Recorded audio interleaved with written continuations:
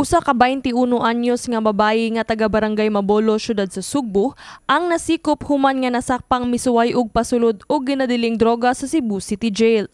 Mga alauna sa hapon sa adlawng Miyerkules, Oktubre 4, tuyong mibisita si alias Mary sa iyang hinigugma nga anaa sulod sa prisuhan sa BJMP.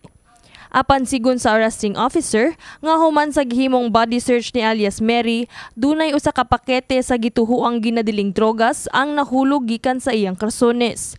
Pag human nato dire og documentation, mag-request sa PDEA nga among i-turn over ang specimen, the alleged shabu. And then after amo na siya pa-medical naman na siya para i-turn over po na mo sa Police Station 9, sa PNP. Kaya dili pa man na siya pwede na to ibutang diri kay wala pa man nato na siya gi-file ang kaso sa court.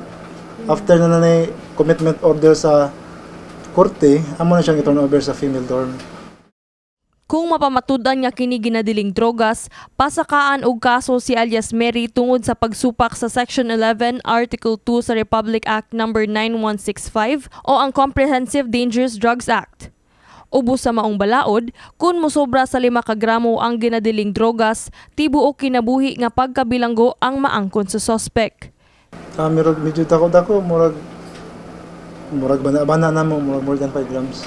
Nagbasol na kami sa imong kuan, ibuhat. Kajud ka pwede mapiyansaan. Ayun, may tubo na kami doon. Kini si Queenie Holigon, alang sa MyTV, Cebu.